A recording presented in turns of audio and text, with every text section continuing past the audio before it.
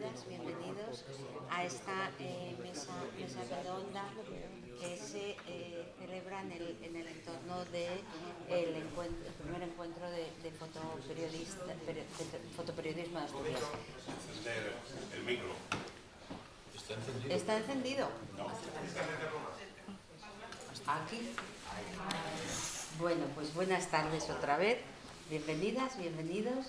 Esta mesa lleva por título en el programa El ataque a la cooperación, pero en realidad queremos hablar de más cosas.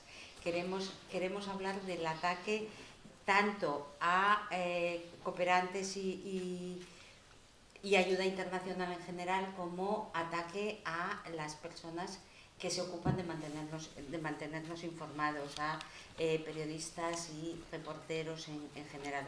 Ser periodista o reportero siempre ha supuesto un riesgo o cooperante, pero en estos momentos parece que solo por hacer su trabajo, solo por ser testigos incómodos, está siendo una situación están en el punto de mira de las políticas más reaccionarias que hemos vivido en mucho tiempo. De todo esto, de la situación actual, de la indefensión y de la indefensión que supone en la que quedan las personas para las que trabajan, hablaremos esta tarde con nuestros invitados y invitadas que paso a presentar. Empezando por mi derecha, tenemos a Mónica García Prieto, que es periodista, es extremeña, reside en Asturias y tiene un largo currículum que intentaré hacer resumir.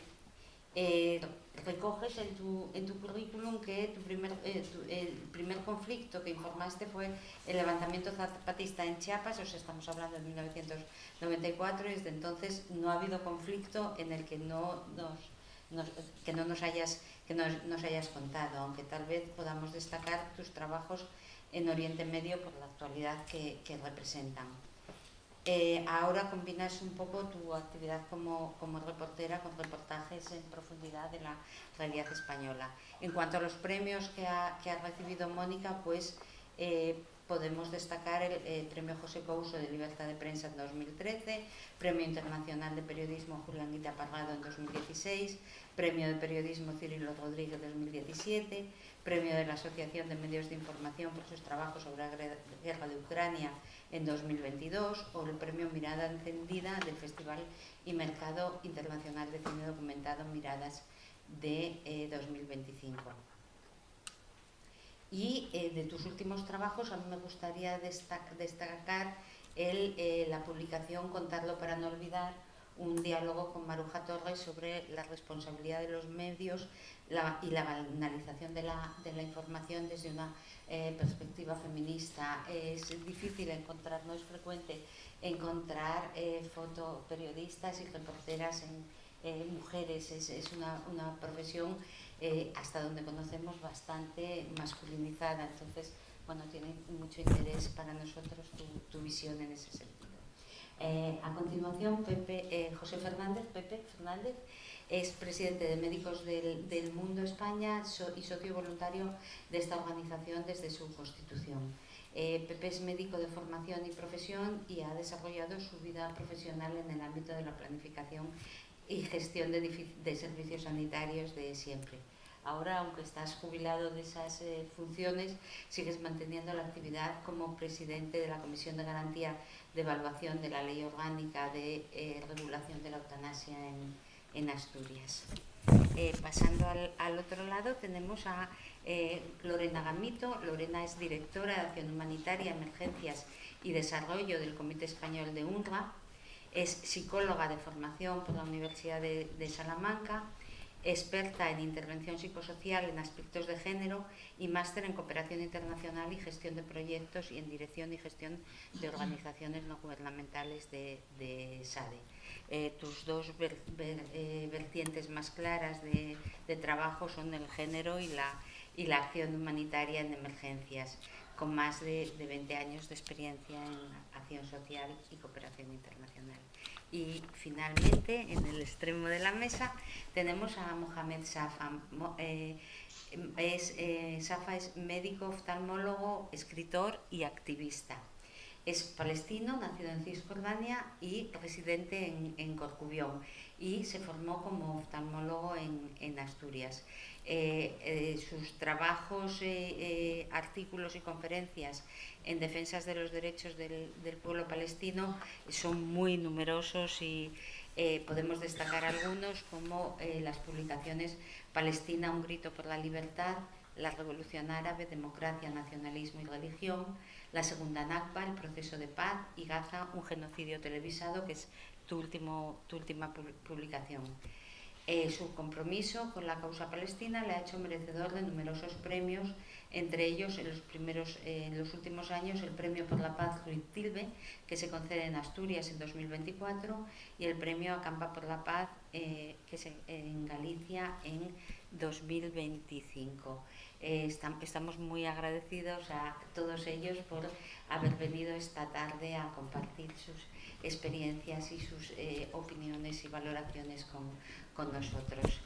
Si os parece, podemos empezar. Vamos a hacer un poco un coloquio con todos ellos, y podemos empezar con una pregunta genérica, que es un poco el título de nuestra mesa, ¿no? Cómo el espacio de ayuda humanitaria, el espacio de información, está siendo cada vez más restringido, y en este momento está realmente siendo muy atacado. Esto es ¿de dónde viene esto? Un poco, cuando preparábamos la mesa, yo les preguntaba de una manera coloquial, pero ¿cómo hemos llegado aquí? Y de esta forma coloquial espero que bueno, pues nos vayan dando pistas o su valoración. Si os parece, empezamos con Mónica. Hola, buenas tardes a todos. Gracias a la organización por invitarnos. ¿Cómo hemos llegado hasta aquí? Evidentemente ha habido un proceso de deterioro de libertades, un proceso de deterioro y de renuncias de libertades, de abuso de derechos humanos, que nos han situado en una situación incomprensible e indeseable para todos nosotros. Desde hace unos años, desde hace unas décadas, seguramente desde mediados de los años 90, parece que los derechos humanos ya no son universales, solamente corresponden a los occidentales, es decir, los aplicamos cuando nos conviene a los ciudadanos blancos, a los ciudadanos europeos, ciudadanos canadienses, sudafricanos, en fin, una serie de blancos en todo el mundo.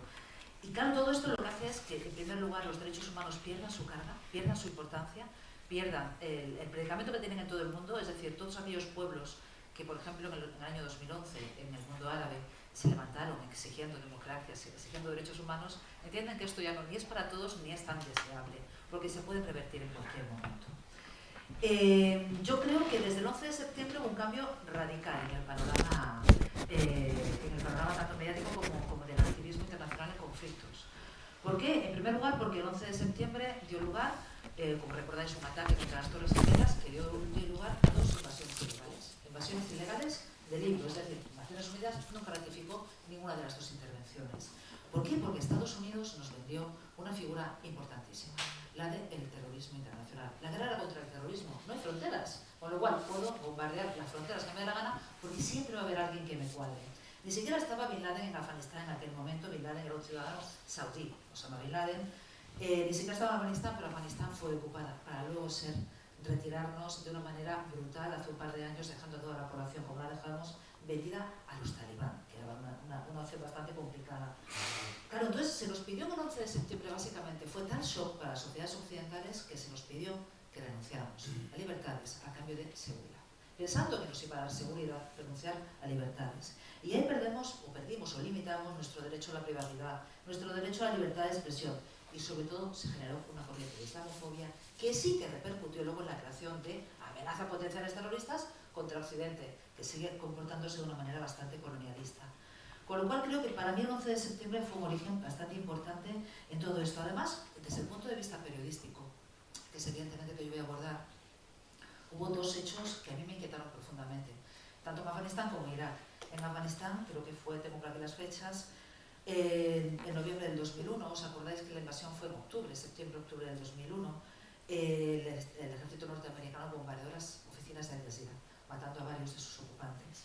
Pero es que luego en Bagdad, en el año 2003, Estados Unidos atacó tanto la sede de Al Jazeera como el Palestine, el Hotel Palestine, donde estaban buscados los periodistas, y de hecho se generaron varias muertes, una de ellas de Al Jazeera, otra de Reuters, otra española como fue José Couso en Telecinco. ¿Hubo un escándalo internacional?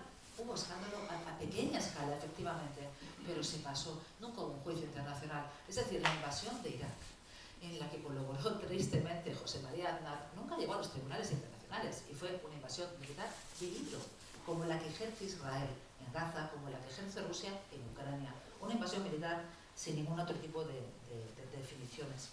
Pero más precedentes. Me estaba acordando ahora, por cierto, otro precedente incluso anterior, año 99, cuando la comunidad internacional decide por fin castigar a Slobodan Milosevic, entonces el presidente de Serbia.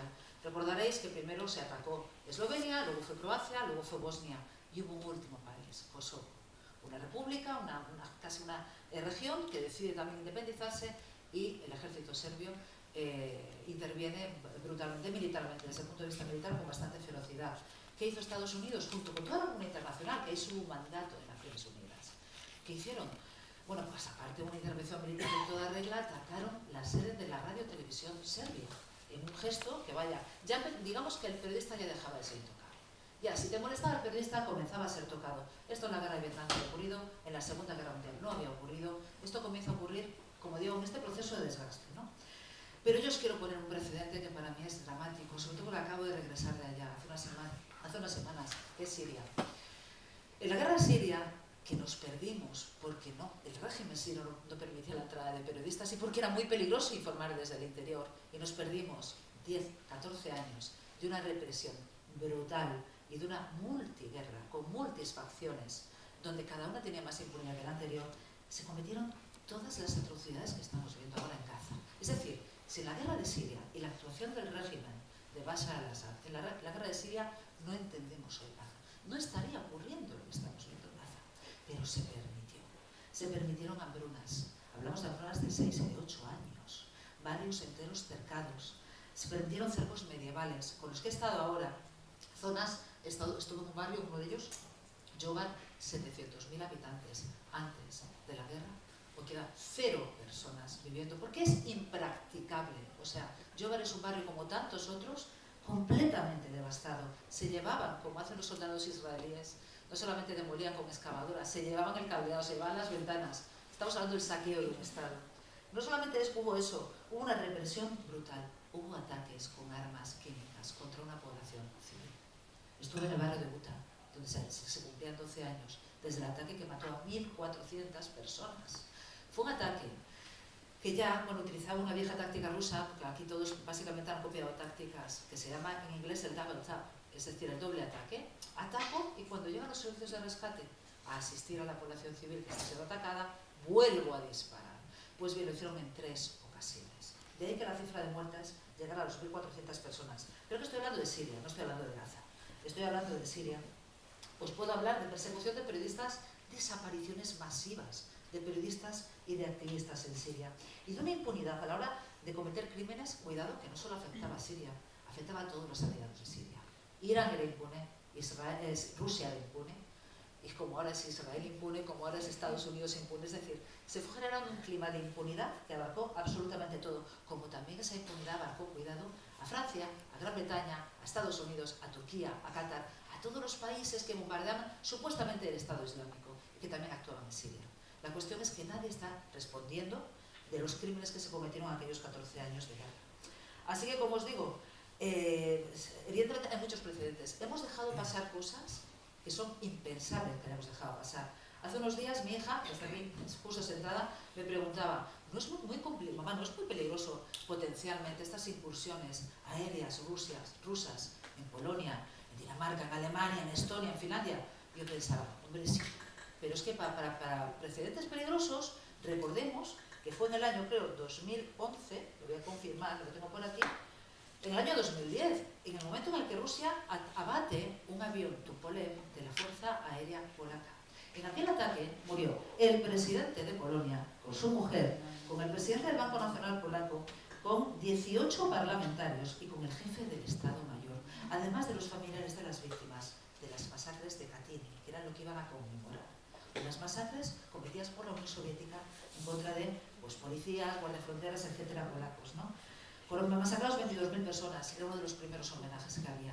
Rusia abatió el avión, como abatió el avión civil de la Malaysian Airlines en Ucrania en el año 2010 o 2014. Es decir, tenemos tantos precedentes y el problema es que va todo tan rápido que no tenemos ni el tiempo de procesar el impacto futuro que tiene, ni somos capaces de actuar. Y esto nos está atenazando. Yo entiendo que es muy difícil salir de la zona de confort para llevarnos a la acción. Si no actuamos, nos están comiendo todas las libertades.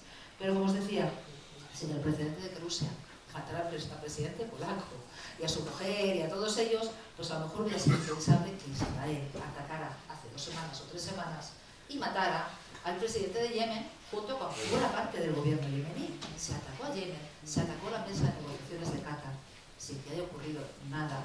Es decir, hemos llegado a este punto de impunidad absoluta con muchísimos precedentes, con muchísimos episodios que hemos dejado pasar. Envenenamiento de disidentes, asesinatos, etcétera, etcétera. ¿Qué es lo que ocurre? Ya voy terminando con esto. Pues que si nadie cumple la ley y si se tergiversa a gusto de cada potencia, si los derechos humanos solamente sirven para defendernos a unos pocos y no para el resto de la humanidad, el orden jurídico internacional en el que todo está basado se va a variar. Y en ese momento aparecen los monstruos. O sea, esos momentos que tenemos de quietud, de confusión, es donde va a aparecer la extrema derecha y todos los monstruos que nos quieran venir detrás. El derecho humanitario internacional no puede ser mojado.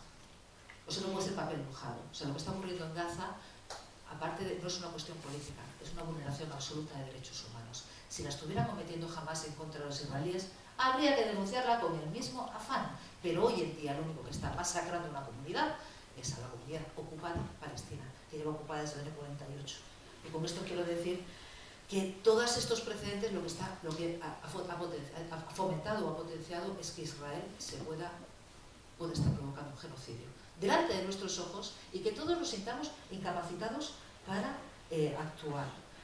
Más de 280 periodistas en Gaza, asesinados por Israel, 543 miembros de activistas y cooperantes humanitarios, de ellos 370 de la UNRWA, si las cifras no me fallan, Irene, lo puedes decir tú luego, 1.500 trabajadores del sector sanitario, rescatistas, doctores, enfermeras, algunos de ellos muertos por desgarros anales en las prisiones israelíes después de haber sido secuestrados de sus hospitales. 1.400 peticionarios de ayuda, es decir, las personas que van a buscar a las escuelas humanitarias ayuda, cajas de ayuda, por desesperación y porque Israel les está matando de hambre. No mueren de hambre, Israel les mata de hambre. De ellos, 1.400 personas han sido asesinadas. Como os digo, es un poco culpa de todos, es un poco culpa de los medios, de la política, de todos nosotros que no hemos sabido valorar la importancia de todas las transgresiones de los derechos humanos hasta ahora, pero desde luego estamos en un momento de no retorno. O actuamos o será demasiado tarde para el concepto democrático y de derechos humanos que habíamos creado después, tras y a pesar de 2 guerras mundiales. Y con esto doy paso al siguiente.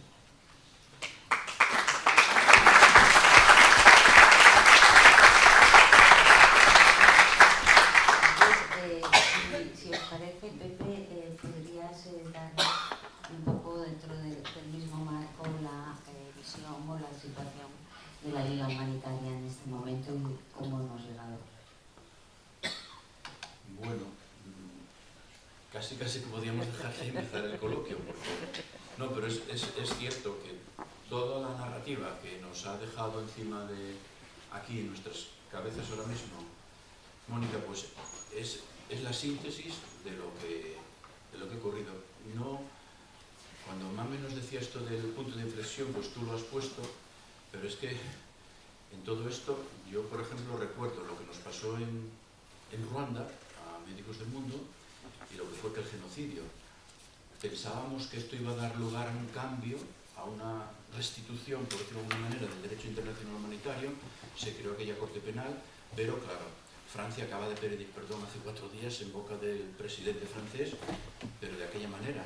O sea, es decir, cuando algo se produce y explota de esta manera es porque ha habido durante años un cocido a fuego lento que al final explota porque ya pierde la capacidad de controlarlo. El caso es que después te pones a analizar la evolución posterior de Ruanda y pasa de ser francófona pues a ser anglófona, y hoy día pues todos los intereses que están... O sea, quiero decir que cualquiera que analice también cómo se mueve el dinero en el mundo entiende muchas cosas de estas que aquí Mónica ha comentado.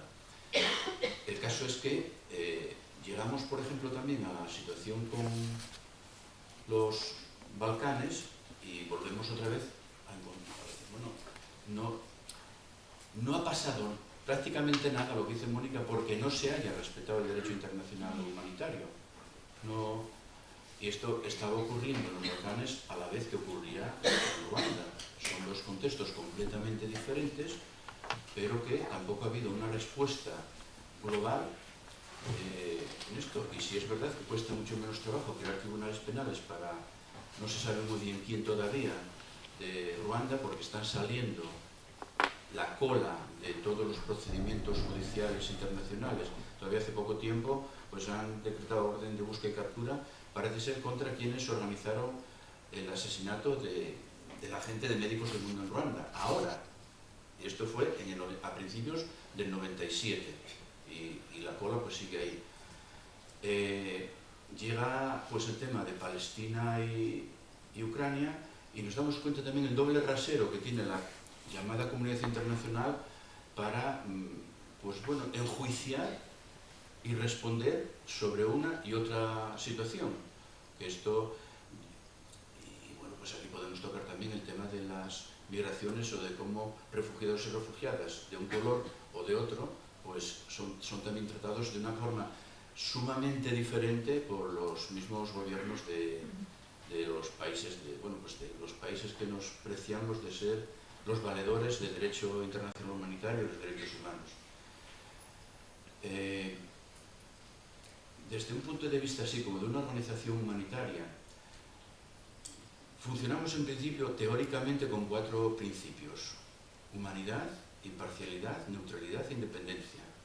Hoy día, que podamos manejar desde las organizaciones humanitarias medianamente, estaría el de humanidad, el de imparcialidad, porque los otros dos no los han secuestrado. Es decir, no, el concepto de neutralidad, tal y como se entiende ahora mismo, pues, es decir, nos dicen, si criticas, oye, voy a poner el ejemplo de Palestina, nos dicen que atentamos contra la neutralidad cuando estamos criticando todo el proceso del primero, que es limpieza étnica, después de todo el genocidio que está ocurriendo aquí delante y al otro lado del Mediterráneo. Estamos rompiendo el principio de neutralidad. No estamos rompiendo, no es cierto, pero es que la narrativa genera que no somos neutrales, que estamos apoyando a Hamás. Esta es la consecuencia directa. Y luego, pues, con el tema de la independencia, pues bueno, realmente hoy día tenemos que reconocer desde las organizaciones humanitarias que no es tan fácil vivir en este contexto y decir, bueno, trabajo con autonomía, ya no voy a decir independencia, con autonomía. Cuando en Ucrania, pues de repente te caen pues 12 millones de euros cada año para poder estar en Ucrania. Pero en Palestina tienes que dar rasca de aquí, rasca de allá, rasca del otro lado, para poder mantener una misión dentro de unos límites, digamos, de mínima efectividad. Yo creo que esto también son cosas que hay que poner de relieve en cuanto al concepto de independencia y lo que significa en el fondo, ¿no? En total, que de 4 principios humanitarios ahora mismo nos han secuestrado 2, pero después está todo lo que Mónica venía comentando de cómo se ha ido achicando el espacio humanitario a base de quebrar elementos del derecho internacional. Es decir, lo que se están quebrando son los derechos humanos.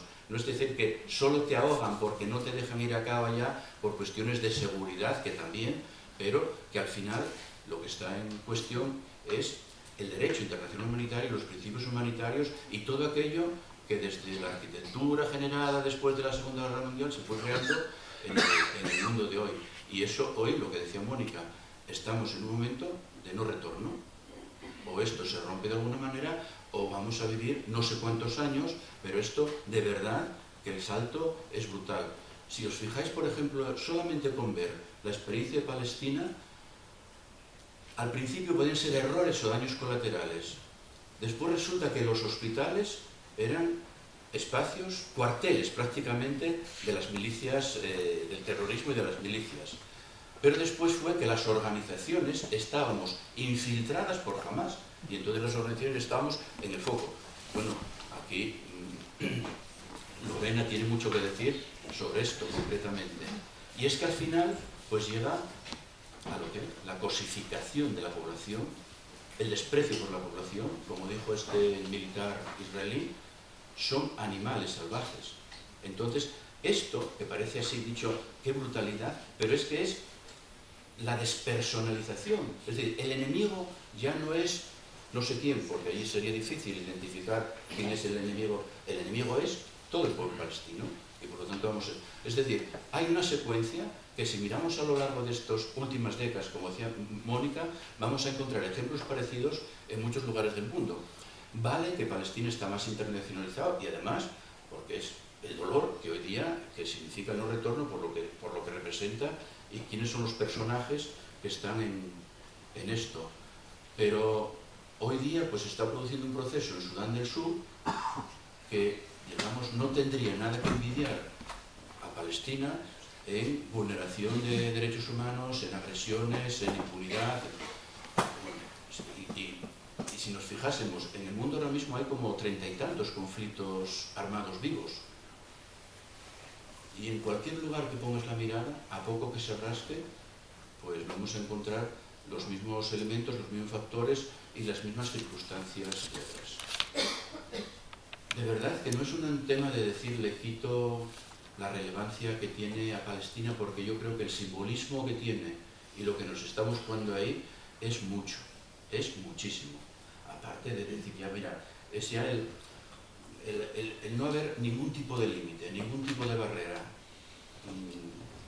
Estaban haciéndolo, pero digamos que los espacios no veías esta nitidez que ves ahora mismo en cómo se está produciendo la quiebra, la ruptura, el momento de no retorno, como dice Mónica, que yo estoy completamente de acuerdo.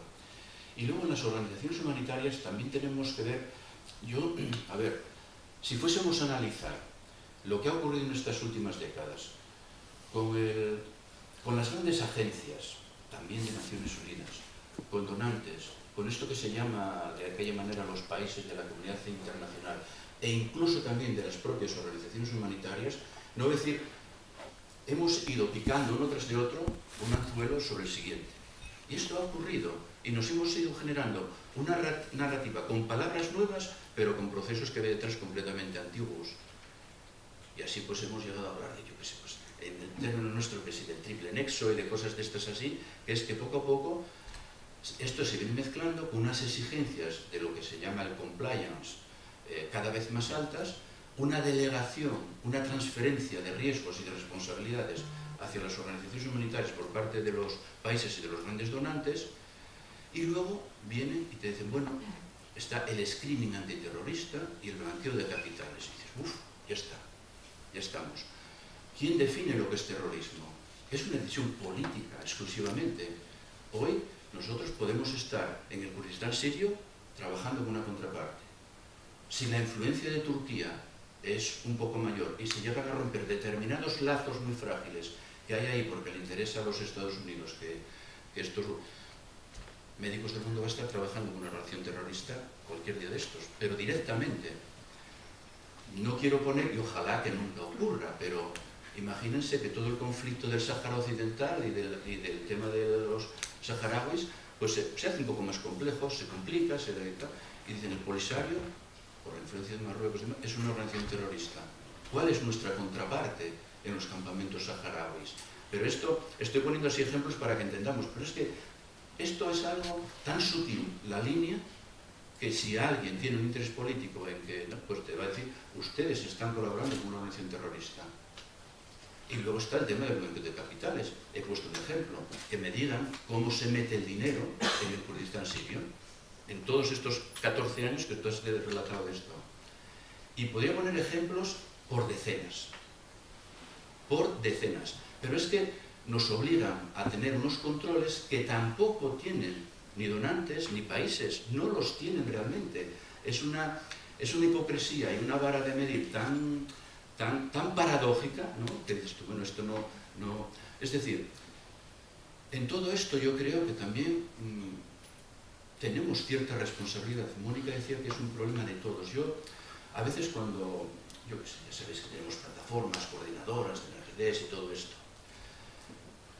nos hemos metido en una dinámica interiorizada, y no somos capaces de levantarnos y ver lo que está ocurriendo y decir, mira, nuestra incidencia política tiene que ir aquí, aquí y aquí, ¿sabes? Desde una perspectiva no solo de cada organización, sino de lo que es el movimiento humanitario, globalmente visto, entendido en su complejidad también, en sus diferencias, pero que desde luego en este momento no nos podemos distraer, vamos a decirlo así, en cosas menores, sino que tenemos que ir a la mayor, porque es que lo que está ocurriendo ya no tiene vuelta, si no, de alguna manera no se revierte, perdóname, así que, bueno, pues nada, lo dejo aquí, después ya en el coloquio, pues seguimos. Muchas gracias.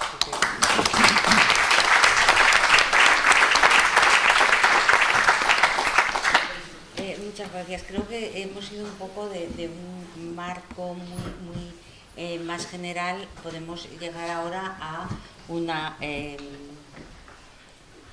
organización como UNRWA que ha tenido una campaña de desacreditación muy potente desde el inicio de la ofensiva israelí y una importante, supongo, campaña de desfinanciación debido a esto. ¿Cuál es vuestra... Bueno, desarrollarnos un poco el pasado, si te parece, pero por favor añade cuál es vuestra situación actual y cuál es la situación actual de los refugiados palestinos y de la población que permanece en Gaza y en Cisjordania debido a esto. Pues como comentaban mis compañeros, quizás Gaza ahora mismo es un espejo simplemente porque está televisado y porque todos somos capaces de ver lo que está sucediendo, no por ello no ha sucedido anteriormente y por desgracia seguramente seguirá sucediendo en el futuro. Creo que todos somos conscientes de lo que ha sucedido en la Franja de Gaza desde el 7 de octubre, pero la realidad es que nada ha comenzado el 7 de octubre, sino que llevamos más de 75 años con una situación similar, quizás no tan escandalosa o no tan mediática como la que tenemos ahora, pero sí con un incumplimiento del derecho internacional humanitario desde hace décadas. Podríamos contar por decenas el número de resoluciones de Naciones Unidas contra el Estado de Israel en las que se nombran todas las ilegalidades que se vienen cometiendo durante todas estas décadas, desde el trazado ilegal del muro a los asentamientos con población civil en la Cisjordania ocupada, las numerosas ofensivas que ha realizado con ataques a población civil, sobre todo con armamento que es ilegal en el uso en una zona que está tan densamente poblada como la Franja de Gaza. Es decir, no es algo que suceda en exclusiva ahora. ¿Qué ha pasado? Que se ha aumentado a la enésima potencia todo lo que venía sucediendo en el pasado. ¿Por qué? Porque cuando lo hacemos poco a poco, como comentaba Mónica, pasa desapercibido. Israel tiene la capacidad de hacer algo a pequeña escala y cuando no le damos el alto, sigue hacia adelante. Y eso es lo que ha venido sucediendo. Entonces, ahora mismo nos encontramos ante una situación que es difícil de parar. Concretamente, todo lo que va sucediendo en Gaza, el número de personas asesinadas ya llega a más de 65.000 personas, de las cuales más del 50% son mujeres y son menores, es decir, población civil. Por otra parte, en cuanto al cuestionamiento de todo el derecho internacional humanitario y además de los organismos humanitarios, puedo hablar en primera persona por la organización a la que represento, por la situación que hemos enfrentado desde el inicio de esta guerra, porque a nosotros se nos ha acusado de una organización terrorista, una organización que lleva trabajando 7 décadas por la población palestina, que está formada por personas refugiadas de Palestina y que llevan dando la vida durante todo este conflicto más de 370 compañeros, y que se te califique como organización terrorista es algo que a poco te deja con ganas de decir, he llegado hasta aquí, no puedo más. Pero por suerte nuestros compañeros y compañeras no son así, sino que están día a día jugándose la vida, trabajando bajo las bombas para conseguir que toda la población de allí y que sus familiares, vecinos y el resto de la sociedad tengan los servicios prometidos. ¿Qué sucede? Por poneros un poco en antecedentes de este cuestionamiento, que yo creo que ha sido quizás uno de los más agresivos que ha habido en los últimos años a una organización humanitaria y concretamente del sistema de Naciones Unidas. El Estado de Israel nos acusa de que parte de nuestro personal, 12 personas, han participado en los atentados del 7 de octubre, ¿Qué sucede en ese momento? Que ante esta noticia, y dice que tiene pruebas, gran parte de los países, que son nuestra fuente de financiación, deciden retirar los fondos. Los fondos en un momento crítico en el que nosotros, tengo que decir que no trabajamos solo en la Franja de Gaza o en Cisjordania, sino que trabajamos también en Líbano, Siria y Jordania, donde hay mucha población refugiada de Palestina. En ese momento se nos corta la financiación, lo que supone, porque esto sucede a principios de año, del año anterior, que nos quedamos con unos fondos muy limitados para atender todas las emergencias que estamos viviendo en ese momento. Por suerte, tengo que decir que algunos países, entre ellos el nuestro, consiguieron convencer a muchos de aquellos países que habían retirado la financiación para que pensasen si realmente las pruebas se habían presentado ya o si la experiencia de más de 7 décadas trabajando debía tener un peso, lo que hizo que algunos países volviesen a financiarnos. Pero, ¿qué ha supuesto todo esto para nosotros? Un descrédito durante más de medio año, porque ¿qué supone que te acusen de terrorismo? Que tú tienes que defenderte de ello y contrarrestar esto. Supuso dobles investigaciones, por una parte una investigación realizada por distintos países de Europa sobre nuestra neutralidad. Tenemos un informe que dice que somos uno de los organismos con más medidas de neutralidad del sistema de Naciones Unidas, es decir, que queda garantizado que nosotros no contratamos personas terroristas a sabiendas de que lo son, pero por otra parte también se hace una investigación específica sobre esos supuestos casos de terrorismo. De las 12 personas, tengo que decir que tenemos 30.000 trabajadores y trabajadoras en la Franja de Gaza, en las 5 áreas, 12.000 concretamente en la Franja de Gaza. Se hace una investigación sobre estos 12 casos. Por una parte, decir que todos entendemos que si nosotros tenemos 30.000 trabajadores no podemos ser responsables de lo que hacen estas personas en su tiempo libre, fuera de nuestras localizaciones y de nuestra jornada diaria de trabajo. Pero es más, se envía de forma anual al Estado de Israel, esto viene pasando desde hace décadas, un listado de nuestros trabajadores para aquellos que cuentan con la inteligencia más avanzada y un sistema que puede analizarlo, comprueben que no hay ningún tipo de vinculación según sus bases. Esto se hizo varios meses antes del 7 de octubre y en ningún momento Israel respondió diciendo que hubiese ni la más mínima duda sobre nuestro personal. Tengo que decir que también a Estados Unidos se le facilitaban estos listados para comprobar que no había personas terroristas para los listados oficiales e igualmente no había saltado ninguna alarma. Es decir, hasta el momento no había ninguna prueba. El Estado de Israel no nos había dicho que hubiera ninguna sospecha sobre nuestro personal. ¿Qué sucede? La investigación que desarrolla el Organismo de Naciones Unidas, que se encarga de ello, se hace una investigación y se concluye que parte de las pruebas acusando a ciertas personas no son sustentables y para otras 2 o 3 personas estas pruebas no son concluyentes. ¿Por qué? Porque el Estado de Israel se niega a que se puedan comprobar estas pruebas. A las personas que van de Naciones Unidas se les enseña un vídeo o se les enseña un audio en el que se supone que hay una persona de nuestra organización diciendo o haciendo algo, pero en ningún momento se les permite registrar esa prueba y comprobar, bueno, pues si hay algún tipo de manipulación en ella. Y por tanto se deduce que no puede ser comprobable la prueba que presentan. Es decir, todo esto tarda 6 meses, estos 2 informes. Durante todo este tiempo nuestra credibilidad se ve bastante afectada, porque a nivel mundial se está haciendo una acusación que es difícil contrarrestar diciendo tan solo no es real, sino que necesitamos ser capaces de presentar informes y hacerlo de manera oficial. Por suerte, todos estos informes dieron la razón, no hay ningún tipo de sospecha sobre nosotros y todos los países, a excepción de Estados Unidos, que tampoco tenía intención de devolvernos la financiación con la administración Trump, porque ya también nos la quitó en la ocasión anterior en la que estuvo gobernando, devolvieron la financiación a UNRWA y pudimos continuar trabajando. Pero esta es una de las formas de cuestionamiento más tradicionales. Hay muchos organismos, además con financiación o cercanos al Estado de Israel, cuestionando la mayoría de las actividades que está realizando Naciones Unidas u otros organismos en el territorio palestino ocupado. Lanzan una acusación y mientras entre que se comprueba que no es cierta, pues están ganando credibilidad. Por otra parte, hablar de Cisjordania. Estamos poniendo el foco en la Franja de Gaza, pero como decimos, donde no están los focos siguen pasando cosas y en Cisjordania están pasando. Todo el norte de Cisjordania está sufriendo una de las ofensivas más grandes desde la segunda intifada. Más de 32.000 personas desplazadas, campamentos de población refugiada totalmente destruidos, con bulldozers, tirando todas las casas abajo, reventando lo que son las calles para que no se pueda transitar por ellas e impidiendo a la población volver y regresar a sus hogares.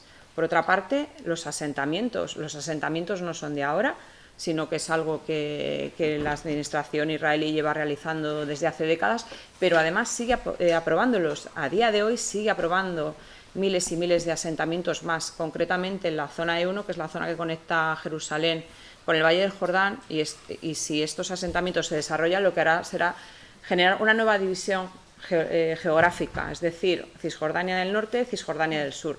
Si ya la Franja de Gaza está separada geográficamente de Cisjordania, pues volveríamos a hacer una nueva división, que al final es uno de los objetivos.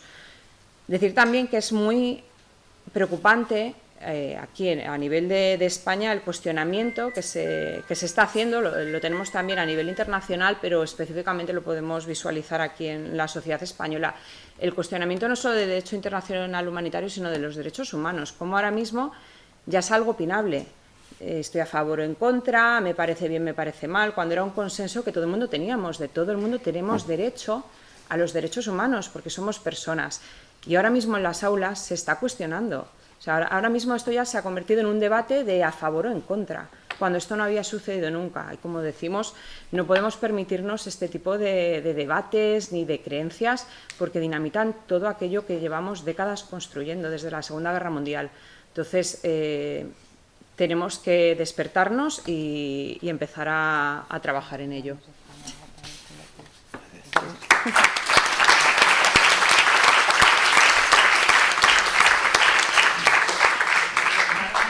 Yo os quería preguntar, que vais viendo la clase de una concentración y tenemos que pensarnos, porque da rabia que de repente estamos... Vale, gracias por avisarnos de a dónde vais.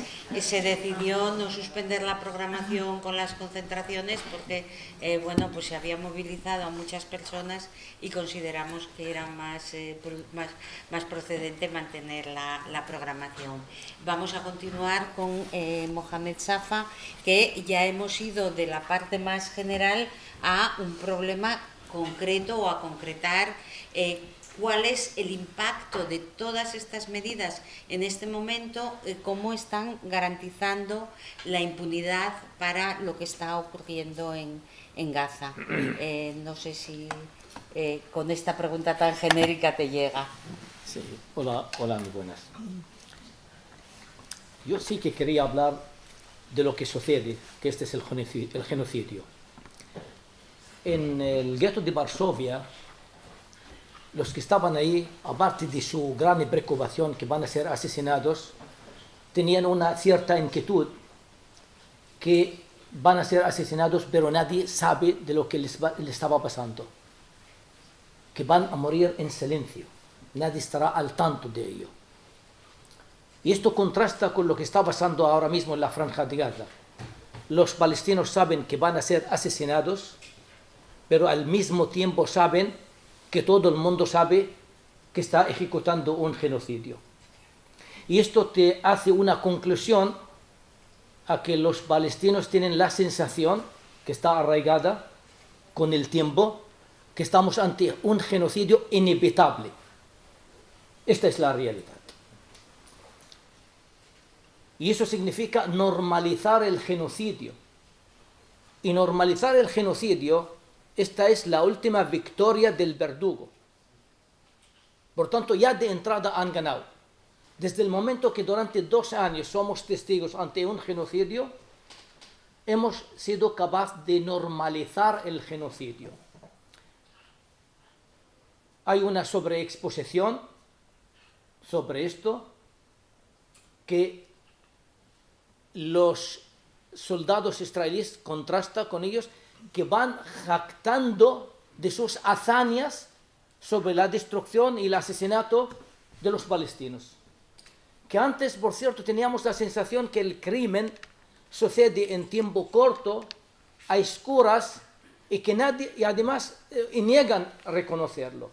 Ahora al revés, lo asumen, se transmite y lo hacen como una advertencia a los demás.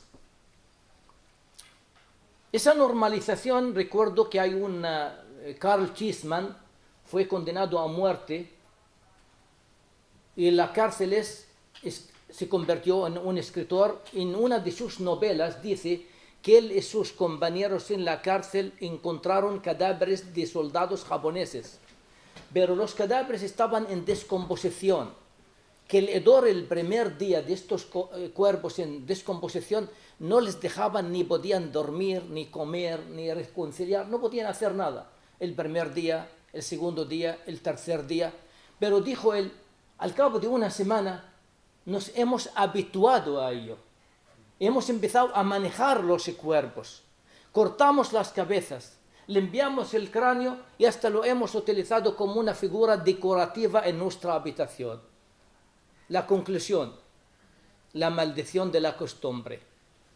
Me temo que nos está pasando la maldición de la costumbre, como se asesina a un pueblo durante 2 años frente a nuestros ojos. Acaba de comentar mi amiga Lorena que había un consenso sobre los genocidios. Nadie cuestionaba condenar los genocidios antiguos, anteriores, al contrario de armenios, de los judíos, todo el mundo. En cambio hoy surge una novedad. Es una cuestión a discutir. Hay un poeta palestino que decía, matar un hombre es un crimen, matar un pueblo es una cuestión a discutir. Y nunca vi que este verso es tan acertado como hoy día. Él lo dijo hace 30 años. Tocán.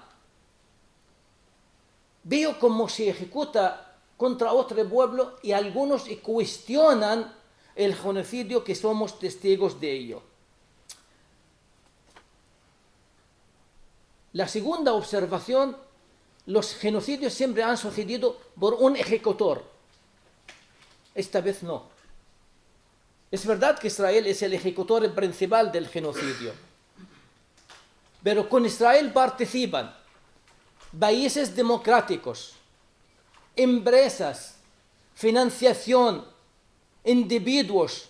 Es la primera vez que estamos ante una corrupción moral generalizada, por lo tanto lo voy a llamar el genocidio internacional. Todos participan. ¿Quién no ha financiado durante estos 12 años? ¿Quién no ha armado Israel? Esta es la novedad. El ejecutor es Israel. Pero hay una inmensa mayoría de países que están financiando esta ejecución de este genocidio.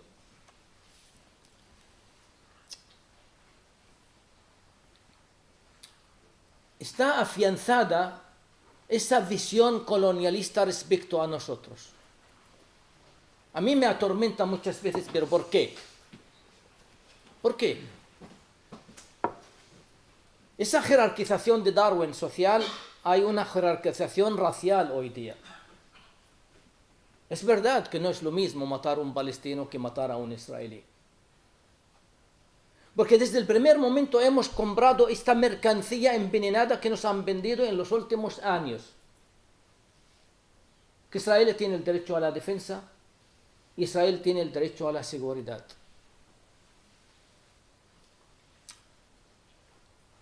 Esta jerarquización que nos hacen sentir que hay unos superhumanos y subhumanos. Y la conducta nuestra de rechazar esa jerarquización es lo que nos está haciendo pagar un precio muy caro por ello. Toda esta historia de nuestra lucha, no vayan a pensar que es por tener un himno nacional ni una bandera. A mí eso es lo que menos me preocupa. Lo he comentado siempre. Yo no me milité para que yo tenga un himno nacional y una bandera palestina. He militado para recuperar el valor del ciudadano palestino. Si matar a un israelí es un crimen, lo es cuando se mata a un palestino. Si matar a un americano es una catástrofe internacional, lo es cuando se mata también un palestino. El día que conseguimos esto, hemos conseguido el logro más importante. Es la igualdad, ese valor que hemos hablado de ello desde la Segunda Guerra Mundial, que es lo que se está cuestionándose hoy. La igualdad. Hay que olvidar esta jerarquización y los derechos de unos superiores a otros. Nos hemos enfrentado a un colonialismo. A ver si nos metemos esto en la cabeza. Esto no es una batalla de fronteras. Esto es un colonialismo de asentamiento. Y si no entendemos el texto, el contexto en el que está el conflicto, nos perdemos. Hay un libro de un norteamericano que se llama David Foster Wallace, que lo publicó, el título Esto es agua. Él comenta una fábula a los alumnos que es una graduación en la universidad. Y los comienza él con esta fábula diciendo, había 2 peces pequeños y iban nadando en una piscina. En un sentido contrario venía otro pez mayor, con más vida y más experiencia y más conocimiento. Y cuando estaba a la altura de ellos les dijo, buenos días chicos, ¿qué tal está el agua? Ellos seguían nadando y uno mira al otro y dice, demonio, ¿qué quiere decir con el agua? No basta de saber nadar, no basta de saber que Hamas atacó primero y el otro respondió. Hay que conocer el contexto en el que se vive el conflicto. Esto es más de 100 años. La limpieza étnica empezó en el 48 cuando se expulsó el 75% de la población palestina. Es un proyecto progresivo. La prioridad hoy para ellos es la Franja de Gaza, pero también mañana Jerusalén, mañana Jenin, pasado mañana Nablus. Este es un proyecto de prioridades, un día. Y si no entendemos el contexto, no entendemos nada. Este es el último colonialismo de asentamiento que se vive. Y por eso ahora mismo hay que enfocarlo desde esta óptica. Por eso hay una descolonización de la conciencia social cuando está saliendo a la calle, porque ya se ve. Hay muchos estudiantes en Norteamérica que no saben ni siquiera la Franja de Gaza dónde está. Pero son conscientes que la batalla que se libra en la Franja de Gaza es batalla de valores. La libertad y la igualdad. Y es importante mantener ese discurso de la libertad y la igualdad, porque no se defiende al palestino, se defiende a un derecho internacional, se defiende a la legalidad. Por eso con ello termino. Cuando me hablaban de la alimentación, que Israel utilizó la alimentación como un campo de batalla. Eso es normal. Todo se convirtió en un enemigo a abatir, terrorismo, los hospitales, las escuelas, y la forma de alimentar, el reparto de la alimentación, que lo han militarizado y lo han gestionado con organismo alejado a todas las organizaciones internacionales. Y no solamente se llamaba la cola del hambre, se llama la cola de la muerte. Aprovechaban para ir ahí para matarlos. Eso también nos recuerda al gueto de Varsovia. Antes de meterse ahí en el horno para quemarlos, ¿sabes qué hacían? Les daban jabón y toalla. Y les decían que ustedes van a duchar. En la cola del hambre les decían, ustedes van a comer. Pero cuando van a buscar la alimentación, les asesinan. Eso es dentro de la misma estructura, un genocidio. Muchas gracias.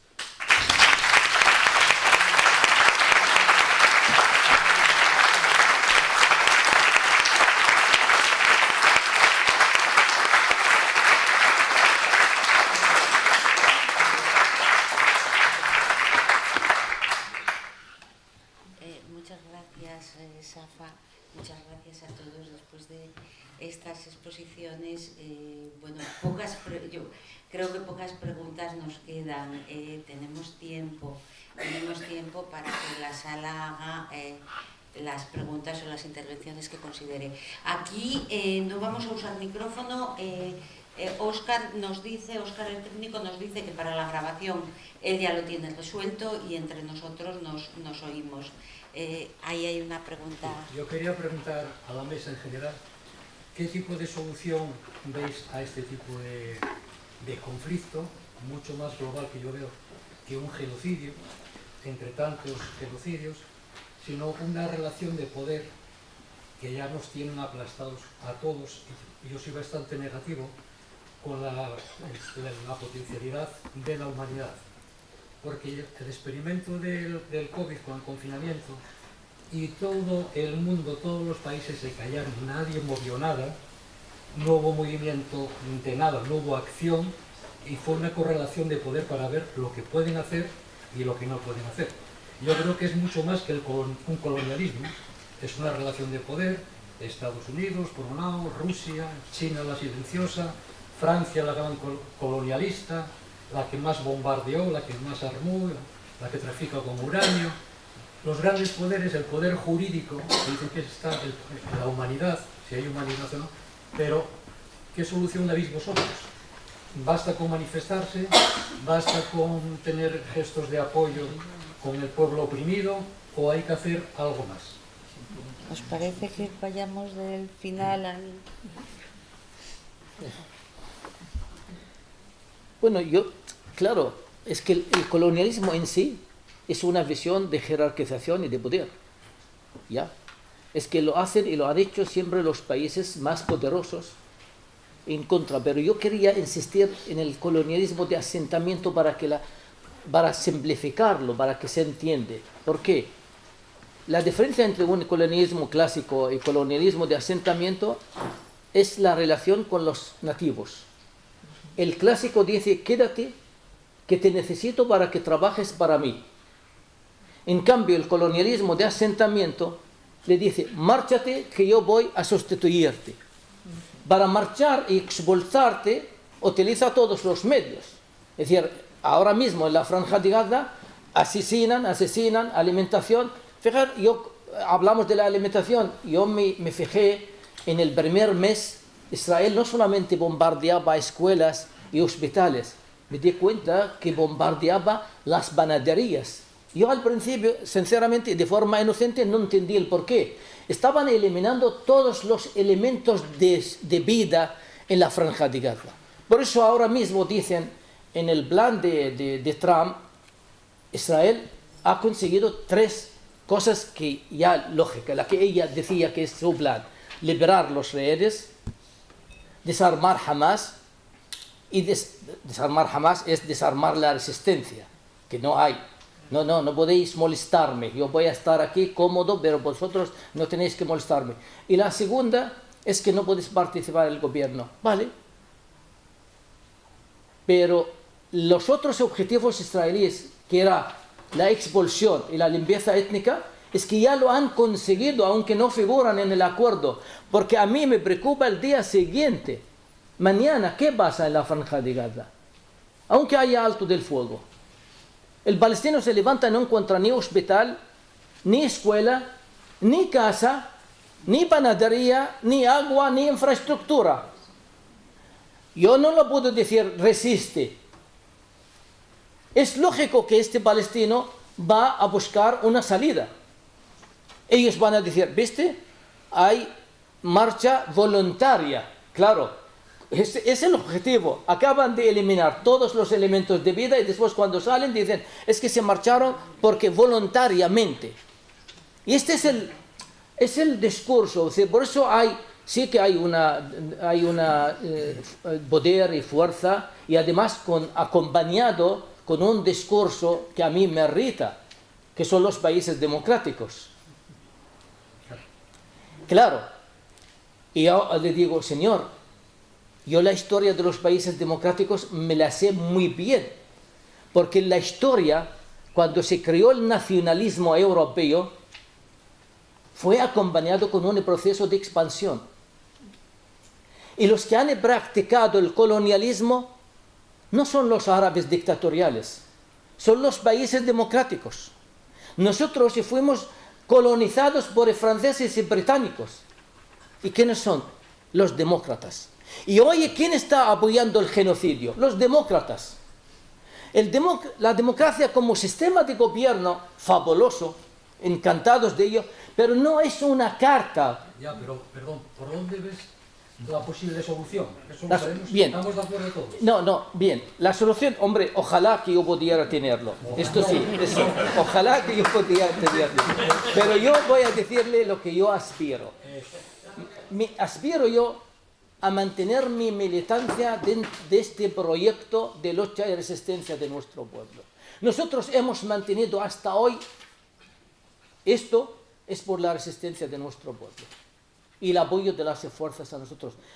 Este es un pueblo tan vinculado a su tierra, tan armado con su propia cultura, con su lengua, con su hacer para quedarse en la tierra, que el proyecto hasta ahora no ha ganado, pero no ha ganado porque hemos sido derrotados. Esta vez hemos sido derrotados. Hemos sido derrotados muchas veces, pero hemos vuelto a levantar. Y la solución es que tenemos que volver a inventarnos, a volver a levantarnos y hacernos una resistencia. Tiene que mantener un discurso de resistencia porque es un pueblo vivo que ama la libertad. Esta es nuestra condición. Pero tenemos que ayudarnos, por eso despertamos en las fuerzas democráticas, la sociedad. Por eso yo estoy acompañado con una sociedad ampliamente que respalda nuestro proyecto como pueblo, como lucha. Es cierto que esta no es una batalla ni siquiera entre derecha e izquierda. Esta es una batalla entre colonialistas y no colonialistas. Entre los que quieren dominar y los que no quieren ser dominados. Y esto es tú ahora cuando escuchas un discurso de algunos que a mí me crean una úlcera y dice el problema de los palestinos es Hamas. ¿Tú eres tonto o estás haciendo el tonto? El problema de los palestinos es la ocupación. Nadie ha culpabilizado a De Gaulle y la resistencia francesa por los asesinatos que ha hecho los nazis. Nadie ha culpabilizado a los argelinos cuando luchaban contra ellos por culpa de la resistencia. ¿Quién es el culpable? ¿Quién ejecuta el asesinato? Y esto es el que tenemos que recuperar ese discurso para hacer ver. La sociedad está con nosotros, está bien armada, está concienciada. Y lo que tenemos que hacer es afianzarlo, pero ojo, todo este apoyo, si el pueblo palestino no se pone de nuevo de pie, no puede seguir adelante. Mira, hay un escritor, Solón, filósofo griego, dijo, yo envejezco aprendiendo. Era una forma de desafiar la erosión que causa la cuestión biológica. Goya, siglos después, hizo un retrato, autorretrato, que dicen, un hombre envejecido, con barba blanca y con bastón, y escribió aún aprendiendo. Yo he pensado mucho, ¿qué puedo decir de un pueblo que llevamos 100 años? Derrotas detrás de derrotas, sufrimiento y dolor. Solo puedo decir una, aún seguiremos luchando. Muchas gracias.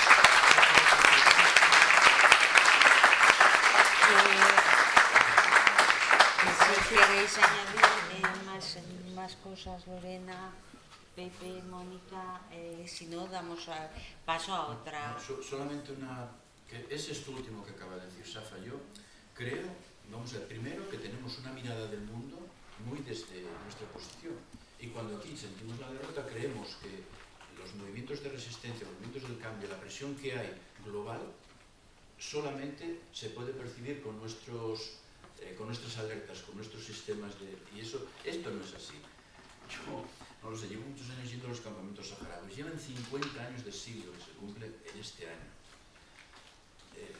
Tienes que escucharles y saber que están convencidas de que van a volver a su tierra. O sea, es que tenemos unas coordenadas muy concretas. Mira, te voy a poner, creo que hay que mantener una racionalidad, como digo, hay que estar siempre en una trinchera, porque hay que mantener, porque no se puede dejar pasar.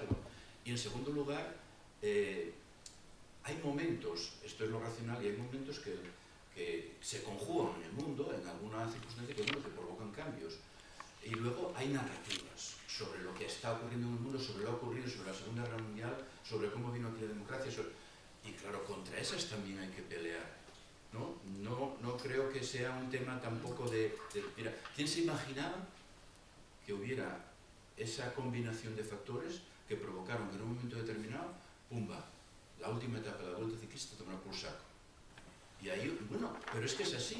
Hubo una conjugación de elementos emocionales, racionales, organizativos y demás que confluyeron en ese momento para conseguir esto. O sea, yo creo que, bueno, si Safa lo dice, yo no tengo por qué desesperar tampoco acompañando solidariamente la lucha de un pueblo, bueno, en el caso de Palestina, pero por el cambio global, no sé, tenemos que mirarnos muchas cosas aquí en esta parte del mundo para entender. O sea, quiero decir que si de verdad el colonialismo se acaba y las circunstancias en el norte y en el sur se pudieran decir, vamos a respetar a nuestra parte, bueno, pues tendremos que hacer muchas renuncias, por decirlo de alguna manera. No hay riqueza para repartir, hay dignidad y justicia para repartir, pero riqueza no, riqueza la podemos disfrutar aquí.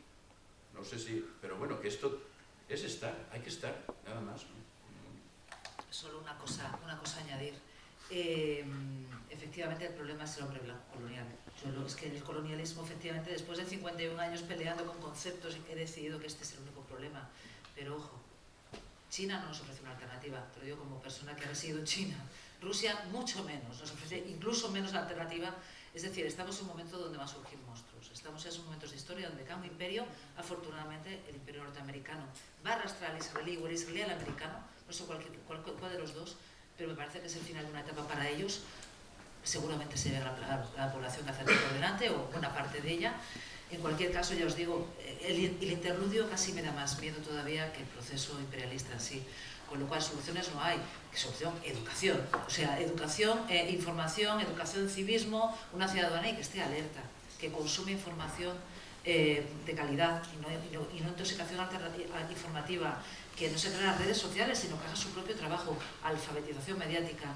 Todos esos procesos llevan décadas, con lo cual solución no tenemos, más que estar informados. Es igual de pesimista. Pero yo decía por la vía de la acción. Sí, formación. Parar militarmente Israel, yo eso sí lo tengo claro, lo de parar militarmente Israel.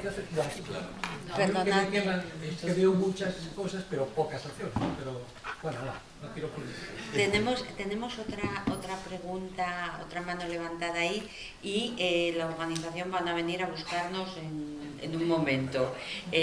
Cuando quieras. Bueno, buenas tardes. Yo voy a decir una cosa con respecto a todo lo que habéis planteado.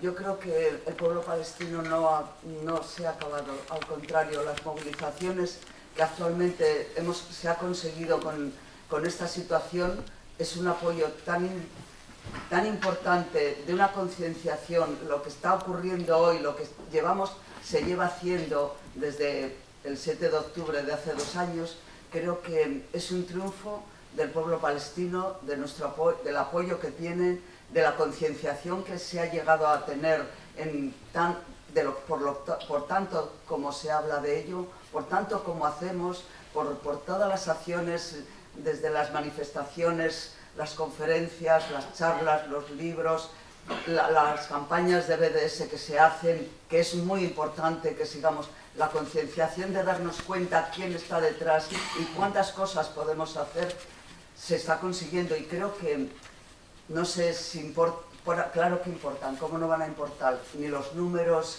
pero el apoyo que tiene el pueblo palestino en estos momentos, y creo que es el mayor triunfo que puede tener en estos momentos, además de, por supuesto, la capacidad de supervivencia y la esperanza que el pueblo palestino tiene y nos transmite siempre, con lo que tú has dicho, ¿no?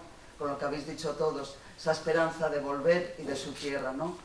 Y creo que un lema que debemos de perder es no dejar de hablar de Palestina y que devuelvan las tierras al pueblo palestino. Gracias. Gracias. Muchas gracias. Por allí por allí atrás. A ver, es que acabo de escuchar a esta mujer y me encantaría creerla, pero yo no me lo creo. O sea, yo no veo que haya un apoyo abrumador al pueblo palestino. O sea, es muy duro decirlo, pero creo que es verdad. O sea, al revés. creo que llega un momento que la gente ya, esto es como hablar de tiempo. O sea, yo qué sé, me cuesta hasta decirlo. O sea, me jode que sea así, pero creo que es así, sinceramente. Y no lo sé, tampoco hay tanta gente aquí, por ejemplo. O sea, yo qué sé, a lo mejor ella lo ve, yo no lo veo. O sea, Gracias. me parece que esto... Mira, una pequeña indicación respecto a esto. Estuve este verano en el Líbano, en Beirut, con doctores gazatíes que habían salido por el Líbano y me reuní con ellos en Beirut. Yo tenía la misma impresión que tú, que todo nuestro esfuerzo no valía de nada, que no llegaba. Pues bien, hubo una frase que me dijeron estos doctores, uno en concreto, que luego escuché repetida en Siria, en el interior de Siria, que me llegó al alma y creo que a todos va a llegar al alma. Y eso explica por qué es importante esto. Lleva una jefilla, decir lo que dice ella. ¿Por qué es importante mantener el espíritu? Me dijo, transmítale a la sociedad española nuestro agradecimiento. Porque ustedes, españoles y sudafricanos, han cambiado la ecuación. Nos dan esperanza en el mundo. El hecho de que estén llevando la bandera con nosotros y de que lo estén denunciando. A mí me entraban ganas de llorar, yo no me lo creía. Todo lo contrario, pensaba que me iban a criticar. 2 años después vienes a preocuparte de nosotros. Pues bien, está llegando, el apoyo está llegando. Lo de la flotilla para ellos es un revulsivo mental. No están solos. Es eso, la gente sabe que va a morir. Al menos hemos conseguido en este momento de horror. No podemos pararlo porque legalmente somos incapaces una vez más, porque el convenio es sobre la prevención del delito de genocidio, no solamente sobre el caso de genocidio en sí, nos obliga a prevenirlo, pero los palestinos y de Gaza saben perfectamente quién es quién, saben quién está tomando cada posición. Si a ellos les vale, a mí me vale. No podemos hacer mucho más que gritar, más que parar la vuelta. Adelante. Y donar a UNRWA. Sí podemos hacer cosas. Donemos SINCAR. Yo a UNRWA, con UNRWA, bueno, yo evidentemente trabajando hace muchos más años que estos, ¿no? Pero hombre, que sí, que todo esto llega. Lo mínimo que podamos hacer para nosotros es ridículo, para ellos es un mundo. Y el hecho del apoyo, el apoyo emocional, de verdad está cambiando la ecuación para muchos de ellos. Yo creo que si ellos nos lo dicen, nosotros somos quién para dejar de hacer cosas.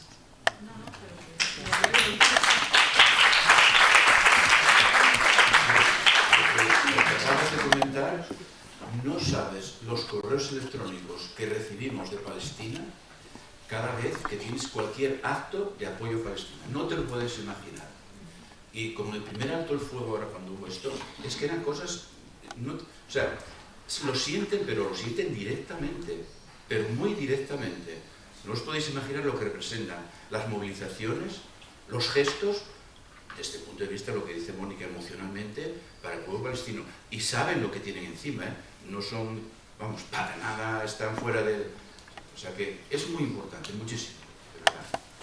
En la línea de lo que están comentando los compañeros, decir que muchas veces subestimamos lo que hacemos. Exactamente igual que ellos, yo que hablo todas las semanas con los compañeros de terreno, hacen seguimiento total de lo que estamos haciendo a nivel gubernamental, de las distintas iniciativas que se retransmiten, y eso da un ánimo en momentos críticos tremendo, pero es que además sí que cambian las cosas. Yo personalmente, que hay cosas que igual aquí, acciones que no tienen tanto calado o que no llegan a los medios de comunicación, pues igual no son conocidas por todo el mundo, pero es verdad que siendo parte de una organización que trabaja específicamente con la población palestina, pues nos enteramos porque nos llaman, enseguida nos avisan, vamos a hacer esto, participad. No sabéis los cientos y miles de actividades que se están haciendo desde los pueblos más pequeños a las ciudades más grandes, comunidades de vecinos, grupos de mujeres, museos, es que no sabría deciros todísimas empresas, todas las organizaciones, cómo se está movilizando la sociedad civil dentro de lo que puede. Igual no es el movimiento, no es tan significativo como la Vuelta a España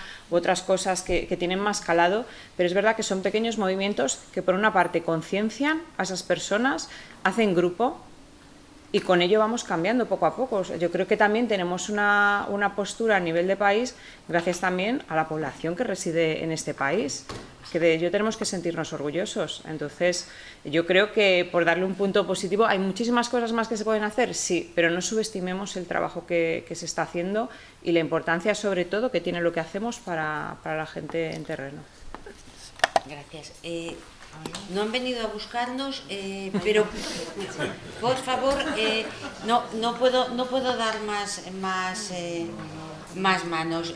Puedo hacer una pregunta corta y una respuesta, por favor, directa. Bueno, yo simplemente quería decir, si no pensáis que en toda esta tragedia hay algo positivo, y es que se están cayendo las máscaras. Hasta hace unos años Israel manejaba la narrativa y mucha gente no conocía la cuestión palestina o la trataba como, bueno, algo secundario o no tan importante. Y ahora, con todo lo que ha pasado, se ha caído la máscara. Y yo creo que cuando se cae la máscara a nivel mundial, ya todo el mundo sabe quién es quién y se sabe a quién abatir. ¿Queréis dar una respuesta rápida, por favor? Bueno, yo de entrada enlazo las 12 preguntas. Nosotros no vamos a ganar a Israel en el campo de la batalla. Militarmente la tenemos muy claro, porque además en la historia hemos aprendido que ningún movimiento de liberación nacional ha derrotado militarmente en el campo de batalla a una potencia ocupante, y menos todavía un país nuclear. Entonces, donde tenemos que ejercer nuestra capacidad es en el campo moral, en el campo jurídico, y esta es la opinión pública. Y eso me enlazo con lo que acaba de decir la caída de la máscara. Esta es la narrativa. Israel ha sido capaz, los discursos, por cierto, se ganan, dicen que un discurso simple, repetitivo y emocional es el que cala en la opinión pública. Israel se presentó como, primero, es un Estado víctima y es un Estado, el pueblo elegido. Por tanto, teníamos dificultad cómo luchar contra una víctima y cómo vamos a luchar contra unos elegidos por Dios. Es decir, esta es la primera vez que un colonialista se presenta con estos dos bazas. Pero poco a poco, poco a poco hemos sido capaces de desenmascarar ese discurso. ¿Qué quiere decir? Primero, no son víctimas, y dos, no son los elegidos de Dios. Y si son elegidos, no es para ocupar otro pueblo, ni para colonizarlo. En tal caso será una misión divina para la humanidad. A mí estoy, entre comillas, contento, porque antes solamente el espacio de los antisemitas lo ocupaban los palestinos.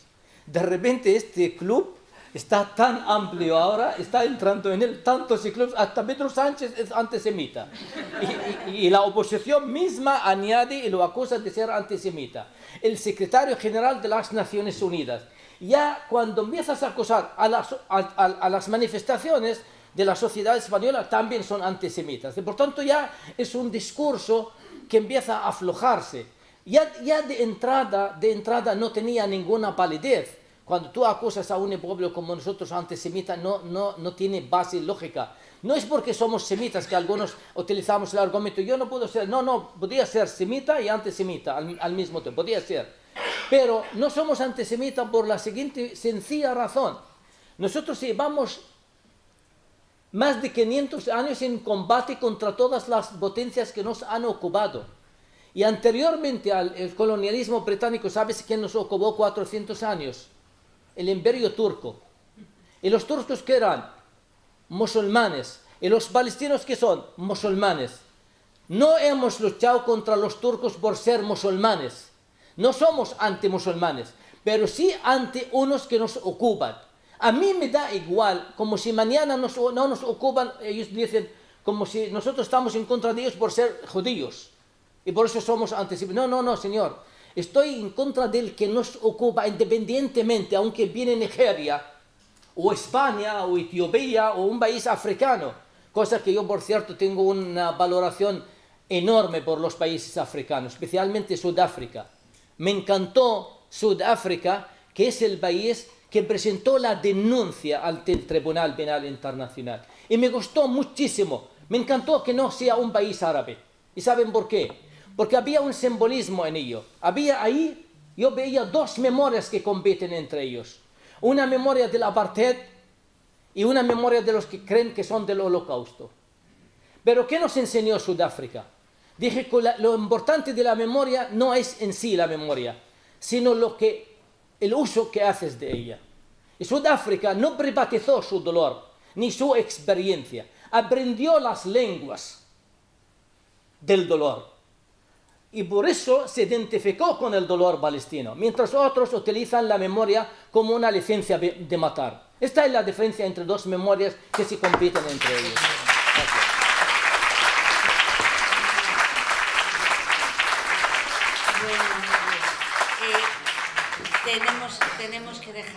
Tenemos que dejarlo aquí.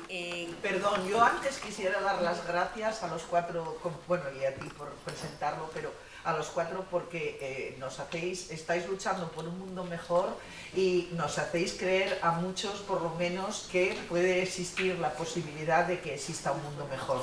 Y gracias por luchar tanto y por encabezar esas luchas que seguro que han sido muy arduas y muy duras para vosotros.